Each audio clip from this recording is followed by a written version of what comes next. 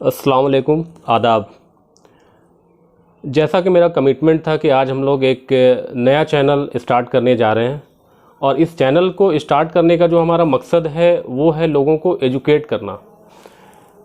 तो जैसा मैंने पहले वीडियो में आपको बताया था कि हम लोग टैली और एमएस ऑफिस शुरू करेंगे, तो अभी जो है हम लोग स्टार्ट जो करने जा रहे हैं वो है टैली। तो टैली को स्टार्ट करने से पहले मैं कुछ बातें आप लोगों से शेयर करना चाहता हूँ और बताना चाहता हूँ कि बहुत सारे लोग ये सोचते हैं कि टैली सीखने के लिए अकाउंट्स बैकग्राउंड का होना ज़रूरी है। तो मैं टैली स्टार्ट करने से पहले ये लोगों को बता दूं कि लोगों को टैली सीखने के लिए अकाउंट्स बैकग्राउंड का होना ज़रूरी नहीं है। आप अगर आर्ट्स बैकग्राउंड के हैं, आप अगर साइंस बैकग्राउंड के हैं, है ना, आपने आर्ट्स पढ़ा हुआ है, साइंस में ग्रेजुएशन किया हुआ है, तब भी आप अकाउंट सीख सकते हैं। चूँकि हम अपनी वीडियो में अकाउंट्स का बेसिक नॉलेज भी आप लोगों को देंगे, है ना, अकाउंट्स के बेसिक नॉलेज के बारे में भी बात करेंगे। मैं एक बात आपको बता दूं, अभी जो मैं शेयर करने जा रहा हूं बिल्कुल प्रैक्टिकल बात है ये। मेरे पास अक्सर स्टूडेंट आते रहते हैं पढ़ने के लिए टैली जब पढ़ने आते हैं तो मालूम होता है कि स्टूडेंट वो हैं ग्रेजुएट हैं कॉमर्स में, है ना, अकाउंट्स उन्होंने पढ़ा है, अकाउंट्स में उन्होंने ग्रेजुएशन किया है। लेकिन जब हम उनसे बेसिक नॉलेज ऑफ अकाउंट्स पूछते हैं, rules of debit and credit पूछते हैं, तो उन्हें पता ही नहीं होता है। फिर उन्हें शुरू से पढ़ाना होता है कि rules of debit and credit क्या होता है, अकाउंट्स किसे कहते हैं, प्रॉफिट एंड लॉस क्या होता है, बैलेंस शीट क्या होता है ना, लेजर कैसे मेंटेन करते हैं, लेजर किसे कहते हैं, छोटी छोटी बातें उन्हें बतानी पड़ती है। तो जब एक अकाउंट्स बैकग्राउंड का बंदा जो है, अकाउंट्स बैकग्राउंड का जो स्टूडेंट है, वो एक समय के बाद बेसिक चीज़ों को भूल जाता है ना, उसे फिर से वो चीज़ें पढ़नी पड़ती है। तो आप अगर आर्ट्स बैकग्राउंड के हैं, आप अगर साइंस बैकग्राउंड के हैं, तो आप भी उन चीज़ों को दोबारा पढ़ लें। अभी जो हम मेरा जो सेकेंड वीडियो आएगा, अभी तो पहला वीडियो हम लोग आज रिलीज़ कर रहे हैं, सेकेंड वीडियो जो आएगा उसमें हम लोग अकाउंट्स का बेसिक नॉलेज के बारे में बात करेंगे, अकाउंट्स के बेसिक नॉलेज के बारे में पढ़ेंगे। तो ये बातें आप बिल्कुल दिमाग में बैठा लें कि आप अगर अकाउंट्स बैकग्राउंड के नहीं भी हैं तब भी आप टैली सीख सकते हैं। तो आइए हम टैली स्टार्ट करते हैं और चलते हैं अपने पहले वीडियो की तरफ। आइए आज हम शुरू करते हैं टैली का पहला क्लास। जैसा कि आप जानते हैं कि टैली जो सॉफ्टवेयर है ये अकाउंट्स के लिए यूज़ होता है। तो सबसे पहले हम लोग टैली के कुछ बेसिक चीज़ों के बारे में जानेंगे कि टैली क्या है ना, टैली में क्या काम होता है और ये कैसे काम करता है। इसके अलावा हम लोग बेसिक नॉलेज ऑफ अकाउंट्स भी पढ़ेंगे कि अगर आपको बेसिक अकाउंट्स की जानकारी है तो आप टैली आसानी से सीख सकते हैं। आइए आगे बढ़ते हैं। सबसे पहले बात करते हैं कि हम जो सीखने जा रहे हैं ये एक्चुअली है क्या, व्हाट इज़ टैली। जैसा कि मैंने बताया कि टैली एक अकाउंटिंग सॉफ्टवेयर है। Tally is one of the most popular accounting software. ये बहुत फेमस अकाउंटिंग सॉफ्टवेयर जिसमें अकाउंट्स का काम होता है, अकाउंटिंग होता है, अकाउंट्स मेंटेन होता है। It's a complete enterprise software for small and medium enterprise.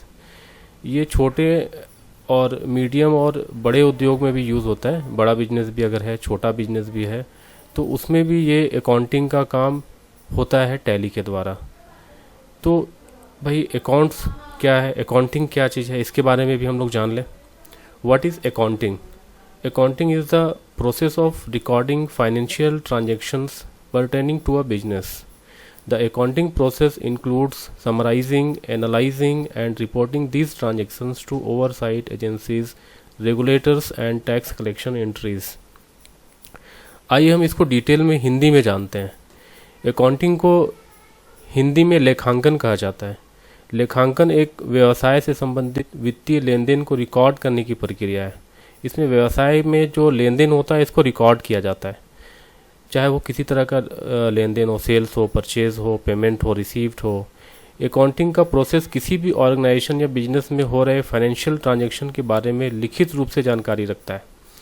ये पैसे के लेन देन को रिकॉर्ड करता है। अगर कैश का भी लेन देन हो रहा है, पैसा का लेन देन हो रहा है ना, या फिर बैंक से ट्रांजैक्शन हो रहे हैं, ये सारे लेन देन को रिकॉर्ड करता है। वर्गीकृत यानी क्लासिफाइड करते हैं और उनके सारांश तैयार करके उनको इस प्रकार प्रस्तुत करते हैं जिससे उनका विश्लेषण या निर्वचन हो सके। अकाउंटिंग एक विशेष प्रमुख से संबंधित सभी लेन देन को क्रमबद्ध करता है। अकाउंट या खाता, अकाउंट हिंदी में खाता बोलते हैं, अकाउंट या खाता किसी भी व्यक्ति या चीज़ से संबंधित लेन देन के सारांश को रिकॉर्ड को दर्शाता है। उसके बाद हम लोग जानते हैं कि आज हम लोग टैली सीखने जा रहे हैं, तो टैली के बारे में कुछ हम लोगों को बेसिक जानकारी भी होनी चाहिए कि टैली कब लॉन्च हुआ, कब से अकाउंटिंग टैली में होना शुरू हुआ, जब टैली में जब काम होता था तो पहले किस तरह से काम होता था और अभी जो है नया वर्जन कौन सा है और किस तरह से काम हो रहा है, क्या उसमें अपडेशन हुआ है। टैली जो है 1990 में 1990 में लॉन्च हुआ था tally. Tally 4.5 was the first version of Tally. It was released in 1990. This software is based of MS-DOS. पहला जो सॉफ्टवेयर इसका आया था 1990 में वो MS-DOS के ऊपर था। पहले विंडोज़ के ऊपर सॉफ्टवेयर नहीं बनते थे, MS-DOS के ऊपर ही बनता था। तो इसमें मैंने देखिए पिक्चर भी लगाया है कि आप पिक्चर देख के भी समझ पाएंगे कि टैली का जो MS-DOS का जो वर्जन था 4.5 वो कैसा दिखता था वो पहले। हालांकि आप देखेंगे तो फ्रंट का जो डिस्प्ले है लगभग सब में वैसा ही होगा, लेकिन कुछ चेंजेस उसमें होते गए हैं। तो ये जो ब्लैक स्क्रीन आपको दिख रही है ये टैली 4.5 की है, जो 1990 में MS-DOS में ये रिलीज़ हुआ था। सेकंड जानते हैं कि इसके बाद इसका जो नेक्स्ट वर्जन था वो क्या था। देखिए आप जब टैली पढ़ने जा रहे हैं, टैली के बारे में सीखने जा रहे हैं, है ना, अपना प्लानिंग है अकाउंट्स सीखना, अकाउंट्स मेंटेन करना, टैली के बारे में जानना, तो हमें बेसिक नॉलेज होना बहुत ज़रूरी है। आइए जानते हैं इसका नेक्स्ट वर्जन कौन सा था। नेक्स्ट वर्जन था टैली का 4.5, tally 5.4। Tally 5.4 was the second version of Tally. It was released इन 1996। ये 1996 में रिलीज हुआ था 5.4। It was graphic interface version. इसमें ये जो टैली 5.4 था ये पहला वर्जन था टैली का जो विंडोज़ मोड पे हुआ था। डॉस मोड से अलग हट के हम लोग विंडोज़ पे आ गए थे, अपग्रेड हो गए थे। विंडोज़ में काम करने में भी बहुत आसानी होती है, इसलिए इन्होंने MS-DOS से कन्वर्ट करके इसे विंडोज़ पे लेते आए। देखिए समय समय पे अकाउंट्स में तब्दीली आती रहती है, चेंजेस आता रहता है ना, नई चीज़ अपग्रेड होते रहते हैं, नए टैक्स आते रहते हैं, है ना, काम करने का तरीका चेंज होता रहता है ना। टैक्स का जो इम्प्लीमेंटेशन है सेंट्रल और स्टेट गवर्नमेंट का वो चेंज होता रहता है, उसकी वजह से भी बहुत सारे चेंजेस आते रहते हैं टैली में। 5.4 के बाद इसका नेक्स्ट वर्जन जो था वो 6.3 था। Tally 6.3 was the third version of Tally. It was released इन 2001। 6.3 जो वर्जन था, तीसरा वर्जन जो था जो अपग्रेड होकर के आया वो 2001 में आया। This version was Windows based, ये भी विंडोज़ बेस्ड था। अब जितने भी वर्जन इसके आ रहे हैं वो डॉस मोड पे नहीं आएगा, अब जितने वर्जन है सारे विंडोज़ बेस पे आ रहे हैं। It supports printing and implementing with VAT. VAT जब लगा था वैल्यू एडेड टैक्स, तो उस समय वैट कंपटीशन बनाना या वैट के ऊपर काम करना, है ना, टैक्स के पेमेंट को कैसे इजी किया जाए, टैक्स का कैलकुलेशन कैसे इजी किया जाए, उसको ध्यान में रखते हुए 6.3 को लॉन्च किया गया 2001 में। फिर नेक्स्ट वर्जन जो इसका था वो टैली 7.2 था। Tally 7.2 was the next version of Tally. It was released in 2005। ये 2005 में रिलीज हुआ। It was added with the new features, नए फीचर्स इसमें ऐड किए गए of the statutory complementary version and VAT rules as per state wise. VAT का जो calculation था उसको भी थोड़ा सा इसमें जो है अच्छे से जो है इसमें दिखाया गया है, अच्छे से इम्प्लीमेंट किया गया है कि वैट कैलकुलेशन में आसानी हो, जितनी आसानी से हम लोग वैट कैलकुलेट कर सकें, है ना। इसके बाद 7.2 के बाद जो वर्जन रिलीज हुआ वो था 8.1। Tally 8.1 was the next version of Tally. It was developed with a new data structure. It was added with the new features of point sale, POD and payroll. अब 8.1 जो आया उसमें पेरोल से related भी बहुत सारे चीज़ें थे कि पेरोल को कैसे हम लोग मेंटेन करेंगे, अगर सैलरी किसी को दे रहे हैं तो वो उसका पूरा डिटेल में हम लोग कैसे जा सकते हैं, इसके बारे में भी हम लोग पढ़ेंगे आगे इसके बारे में। अब इसका नेक्स्ट वर्जन जो था टैली 8.1 के बाद, the next version was Tally 9। It was release in 2006। Tally 9 जो था 2006 में रिलीज हुआ। This version was release due to bugs and errors this version has maximum features such as TDS, FBT, payroll, ETDS, filing etcetera. तो नए नए जैसे हम लोग को रिक्वायरमेंट आता गया वैसे वैसे इसमें कुछ ना कुछ अपडेशन होता गया। इसका नेक्स्ट वर्जन जो था टैली 9 के बाद वो था टैली ERP 9। टैली ERP 9 जो है अभी भी ज़्यादातर जगहों पे टैली ERP 9 ही यूज़ हो रहा है। The latest version of Tally is ERP 9, tally ERP 9। It was release इन 2009, 2009 में ये रिलीज़ हुआ। Tally ERP package is offering maximum features of small to large business industries. It also updates with new features of GST। GST लगने के बाद है ना, जब GST आया गुड्स एंड सर्विस टैक्स, उसके बाद जो टैक्स का कैलकुलेशन था वो काफ़ी कॉम्प्लिकेट होता जा रहा था। तो टैली का ERP 9 आने के बाद जो है GST का जो कैलकुलेशन था वो काफ़ी आसान हो गया है इसकी वजह से। अभी ज़्यादातर काम जो है, अभी ज़्यादातर जगहों पे काम जो हो रहा है वो टैली ERP 9 पे ही हो रहा है। लेकिन इसके बाद भी एक नया वर्जन अभी आ चुका है, आइए हम उसके बारे में भी बात करते हैं। इसका जो नया वर्जन है वो है Tally Prime. The latest version of Tally is Tally prime.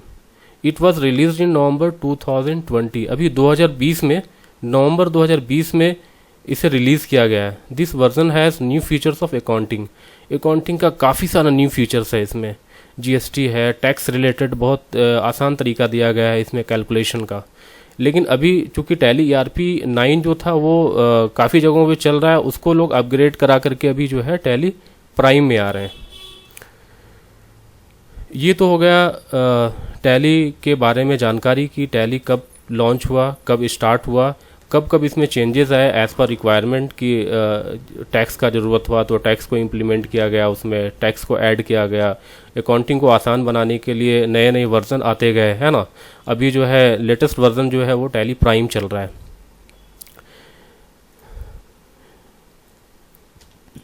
और आगे बढ़ते हैं, अब जानते हैं स्टेप्स टू लर्न टैली।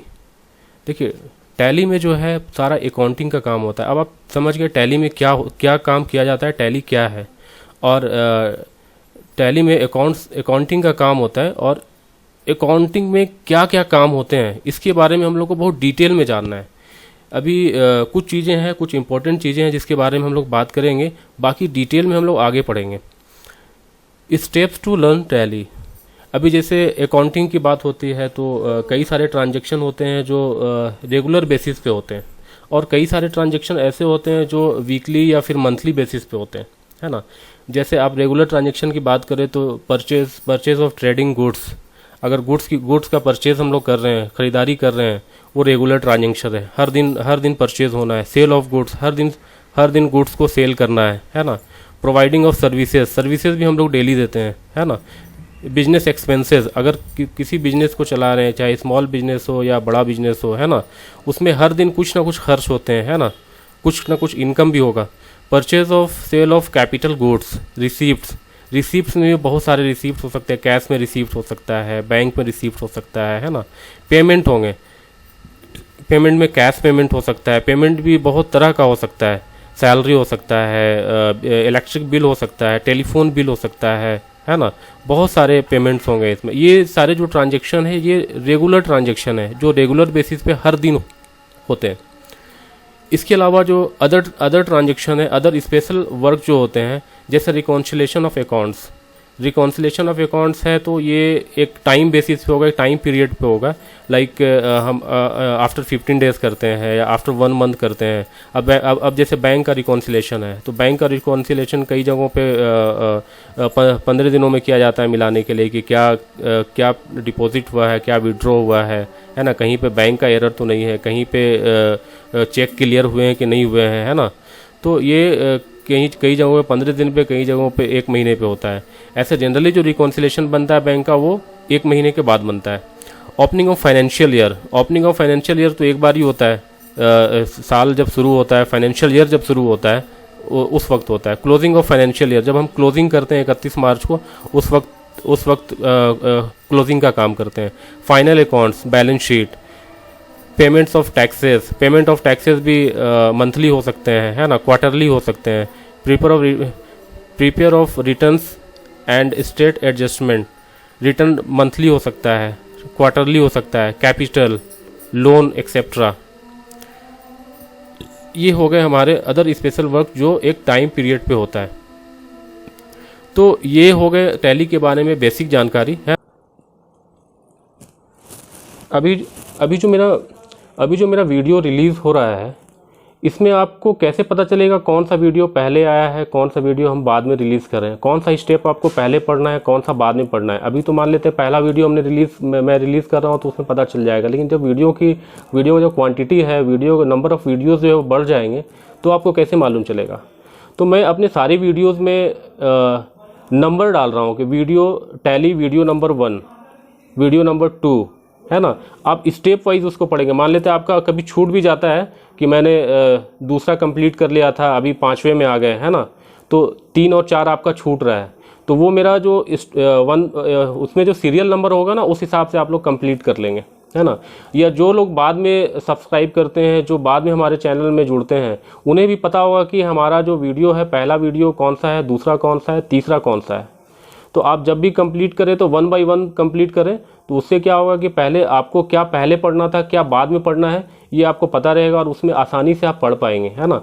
मेरा जो वीडियो रिलीज़ हो रहा है, मैं जो अभी जो भी वीडियो रिलीज़ कर रहा हूँ, उसमें आप याद रखिए कि मैं पूरा कंप्लीट पैकेज कराऊंगा उसमें। कंप्लीट अगर टैली में स्टार्ट कर रहा हूँ तो टैली का एक एक चीज़ मैं उसमें पढ़ाऊँगा, है ना। ऐसा नहीं कि टैली का वीडियो कहीं से भी लेकर के आए, कहीं से भी हमने रिलीज़ कर दिया, वैसा नहीं है। टैली का 1 बाय 1 स्टेप वाइज चलेंगे कि कौन सा पहले पढ़ना है, कौन सा बाद में पढ़ना है ना। और जब हम पूरा कंप्लीट होगा उस वक्त भी हम बताएंगे कि हाँ ये कंप्लीट हो गया अब, है ना। तो इसको ध्यान रखें कि कौन सा वीडियो पहले ज़रूरी है, कौन सा बाद में है, उसको स्टेप वाइज पढ़ें। और आप यकीन मानिए, अगर आप इसको फॉलो करेंगे, आप टैली के बारे में बहुत अच्छे से जान जाएंगे, है ना। बहुत अच्छी जानकारी आपकी हो जाएगी। इतनी जानकारी तो ज़रूर हो जाएगी, इस बात का यकीन रखिए कि आप कहीं भी काम कर सकते हैं, है ना। अस्सलाम वालेकुम।